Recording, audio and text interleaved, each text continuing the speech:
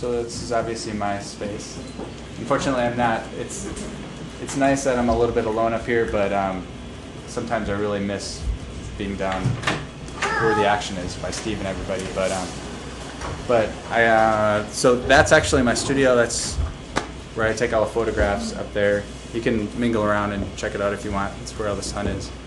So that's one of the reasons why I have to be here.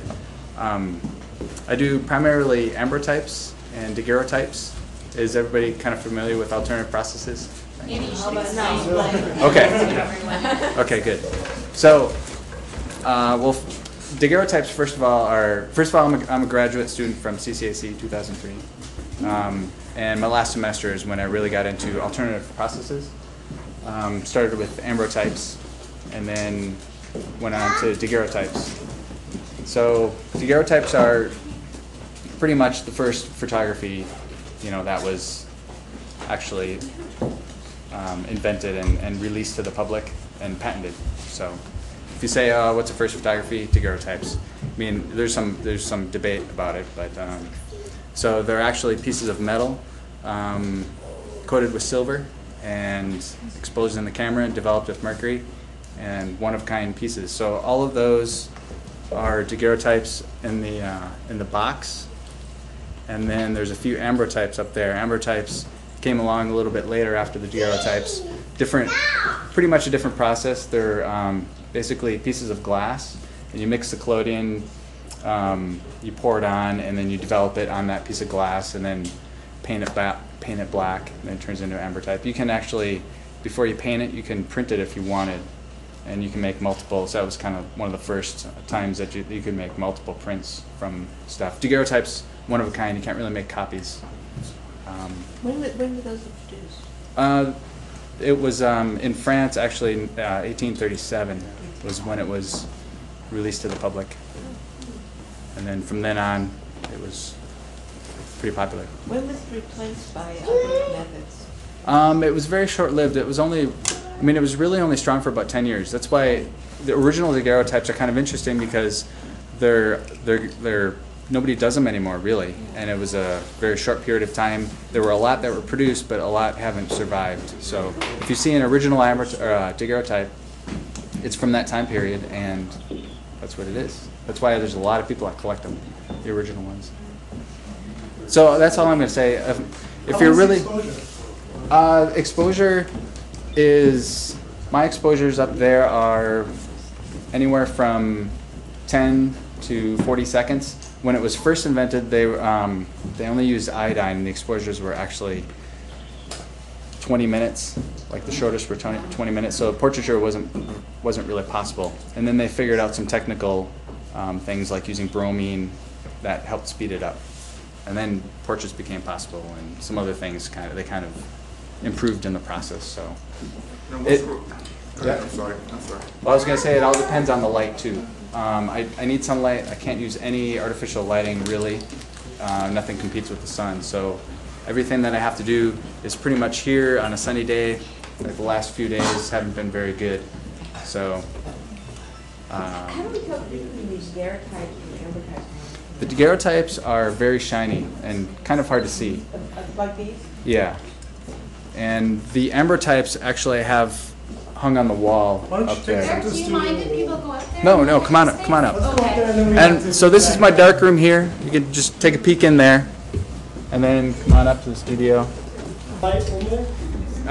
Only, yes, because it's possible to use strobes, but the strobes have to be very, very powerful. And you either have to use one or the other. You have to use sunlight or strobes, because nothing competes with the sun, really. So I use all reflectors and natural sunlight. So it's not like you don't have to have them in direct sunlight. You can bounce the direct sunlight onto them. Yeah, that's what I've been learning actually with portraits. For daguerreotypes, you need a lot of light, and I have no skylight, which is unfortunate. Skylight, overhead light's the best, and I've learned not to reflect it to the side because it's hard on the sitter. Because there's a lot of light that gets exposed to them. But if I bounce it off the ceiling, it definitely helps. Are you trying to, in taking pictures of sitters, recreate the sense of they were back then? When I first started, that was the natural progression.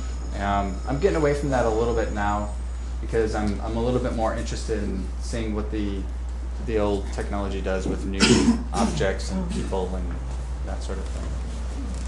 But I mean, as you can see, like the Sheboygan nuclear power plant, and that's as modern as you can get, and no matter what, the process always makes it look old. I was going to say, that's the process that makes it look antique. Yeah. So, but it's a direct process. It's only on that plate. Yes. You said there was some pretty possibilities. Right. So everything. This is the part that I always have trouble with is explaining exactly what it is because it's a little deceiving because you might not. It looks like it could just be taped to the back. Yeah. But this is actually. I wish I could go through the process, but it's just a clean piece of glass, and then I have this collodion solution that actually has the salts in it. Yeah. And I pour it on the glass, and before it dries, I put it in a bath of silver nitrate. So the combination of the silver in the bath combining with the salt that's now basically embedded on the surface of the plate, it's light sensitive. That goes in the camera, gets exposed, and then when you develop it, you can see this, it's a glass negative. And then because of the properties of that collodion, if you paint the back of it, you can actually see the image really well. And so that, it's called the wet plate collodion process, but when you paint it, it's called an ambrotype. And you can't do that with regular negative. Like if you took an 8x10 modern negative and you painted the back black, it wouldn't work. It's just the silver directly on the plate really works. What's the camera that you're using with this? I have a few different cameras. That's just an 8x10 Durdorf. The other thing is too with both of the processes, if you want a large image, you have to have a large camera. So if you want an 8x10, if you want something this size, you have to have a camera that can produce an 8x10. So you got to work with a large equipment. So it's a drawback, but I really like working with large format, so it works for me. Can you buy those cameras now? Yep. Yeah, that's not new anymore. That one's from the 50s, 55 or so. How long do you have to leave an exposure with using this technology?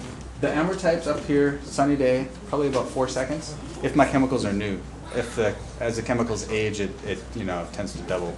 Yeah. So new chemicals, brand new chemicals, sunny day, everything going good, 4 seconds. So somebody has to be really still when they pose. Yeah, daguerreotypes are a lot longer. They're actually like a fraction of an ASA for film speed. So those are about 20. Okay.